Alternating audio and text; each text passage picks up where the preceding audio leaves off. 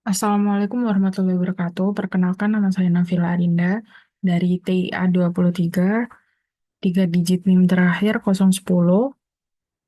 Di sini saya akan menjelaskan praktikum tentang subnetting IPv4.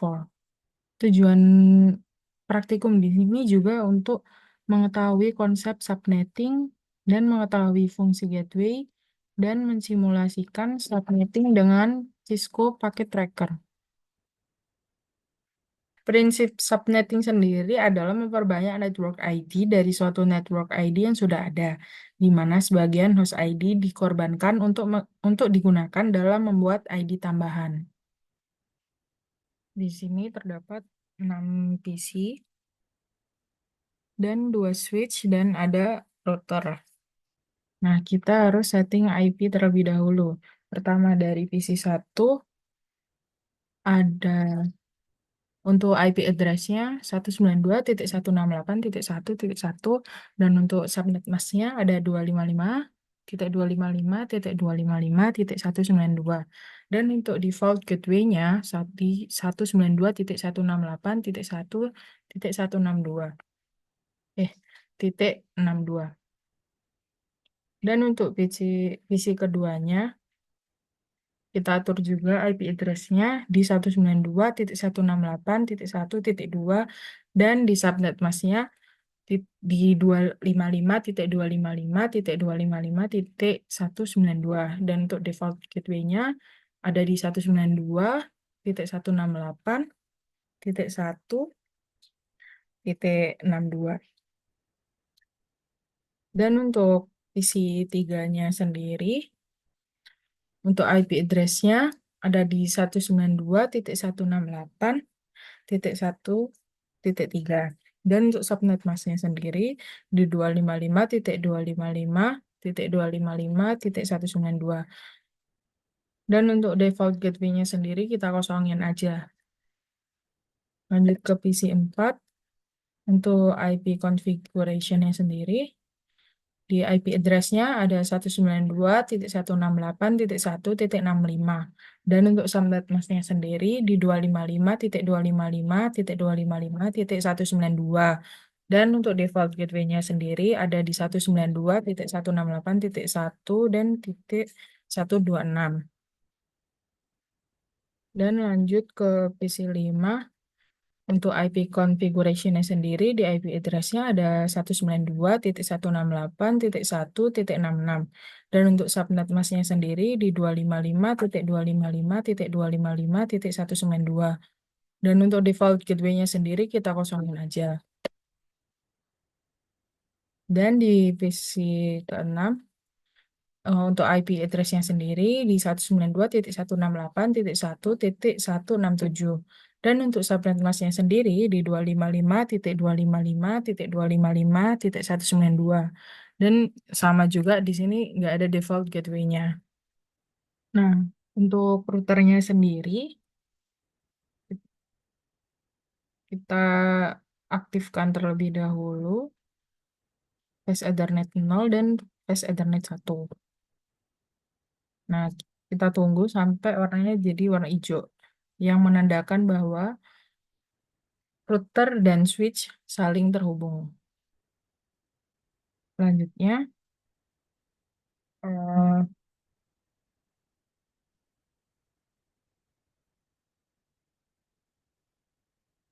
dan untuk flash Ethernet-nya kita harus masukin IP address dan subnet mask-nya sesuai sesuai yang kita masukkan tadi. 192.168.1.162 dan untuk subnet mask-nya untuk 255.255.255.192 dan untuk flash Ethernet untuk IP address-nya sendiri di 192.168.1.126 dan untuk subnet mask-nya sendiri di 255.255.255.192. Nah, untuk yang langkah percobaan pertama, kita pindah ke mode simulation dan jangan lupa diubah untuk edit filter ini, pilih untuk yang ICMP aja. Dan kita disuruh ngejalanin PDU dari PC1 ke PC3. Nah, kita kasih PDU-nya dari PC1 ke PC3. Nah, sekarang kita coba jalankan.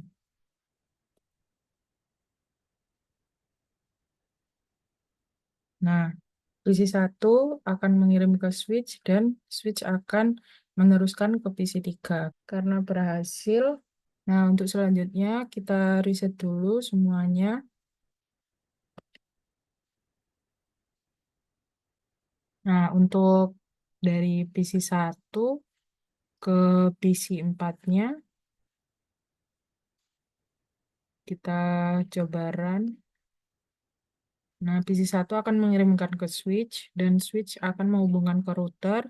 Setelah itu router akan mengirimkan ke switch yang satunya, dan akan mengirimkan ke PC4.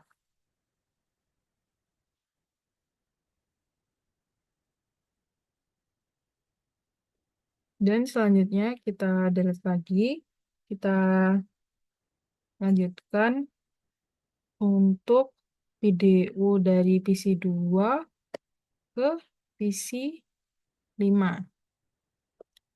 Nah, kita jalankan dari PC2 akan mengirimkan ke switch, dan switch akan mengirimkan ke router. Nah, ini kan ada tanda silang, karena dari PC2 ke PC5 ini, di PC5 tidak terdapat gateway-nya. Jadi, gagal.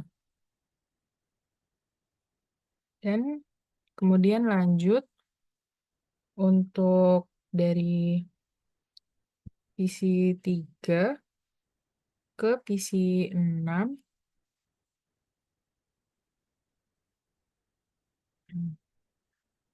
Kita coba dari PC3 ke PC6. Nah, di sini karena ada tanda silang, dia tidak bisa berjalan karena dia tidak memiliki gateway.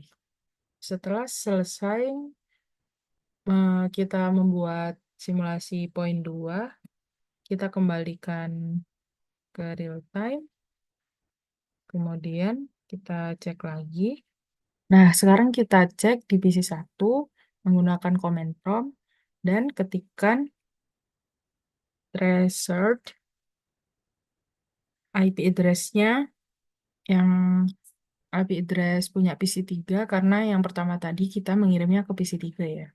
192.168.1.3. Nah, di sini kan tertulis trace complete. Nah, berarti itu berhasil. Dan dia udah bisa. Kemudian kita cek juga dari PC1 ke PC4 untuk poin kedua tadi. Kita ketikkan reset 192.168.1.65. Ini IP address-nya punya PC4. Nah, di sini kan juga tertulis trace complete, dan tadi juga sudah berhasil. Karena sudah selesai, kita cek yang PC2 ke PC5. Kita coba juga di command prompt-nya, kita tulis tracer 192.168.1.66. Nah, di sini tulisannya ada over a maximum. Jadi di sini itu nggak bisa karena tadi kan juga di PC5 tidak ada gateway-nya. Nah, kita lanjut buat cek di PC3-nya. Kita cek juga di command prompt-nya. Kita ketikkan threshold 192.168.1.47. 47. Nah, di sini juga sama, keluarnya over a maximum. Nah, dia juga nggak bisa karena dia nggak punya gateway. Seperti itu. Nah, bakal keluar request timeout karena dia emang nggak berjalan.